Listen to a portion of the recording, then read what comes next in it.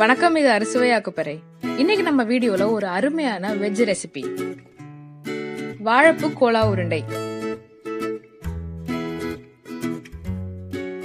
முதல்ல வாழைப்பூவை கிளீன் பண்ணி எடுத்து ஒரு பவுல்ல வச்சுட்டு அதுல மஞ்சத்தூள், கொஞ்சம் தண்ணி போட்டு வேக வச்சிடலாம். அடுத்து ஒரு கடாயில அரை ஸ்பூன் சோம்பு, ஒரு ஸ்பூன் கடலைப்பருப்பு, அரை ஸ்பூன் கசகசா, இது எல்லாத்தையும் தனித்தனியா வறுத்து எடுத்து பொடி பண்ணி வச்சுக்கலாம்.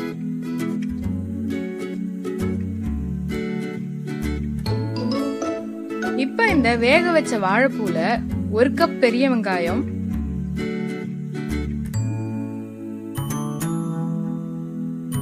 பச்சை மிளகாய், பூண்டு, கொஞ்சம் துருவின தேங்காய்.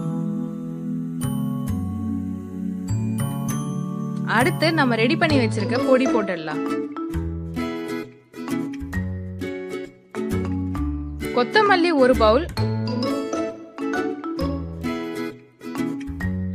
கருவேப்பிலை ஒரு பவுல்,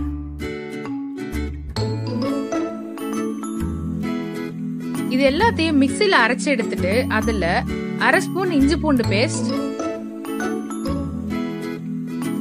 தேவைக்கேற்ப கடலை மாவு, அரை ஸ்பூன் கரம் மசாலா,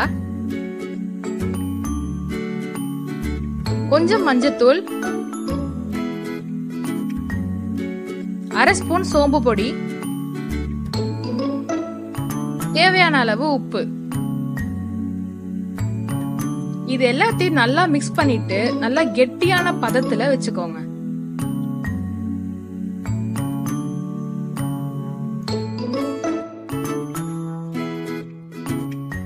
இப்ப இந்த மிக்சரை குட்டி குட்டி உருண்டையா புடிச்சு வச்சுக்கணும். உருண்டை ஒழுங்கா வரலன்னா அதுக்கு ஏத்த மாதிரி கடலை மாவு சேர்த்து மிக்ஸ் பண்ணிடுங்க. இப்ப இந்த உருண்டையெல்லாம் கடாயில கடலை எண்ணெய் ஊத்தி அதுல போட்டு பொரிச்சு எடுக்கலாம்.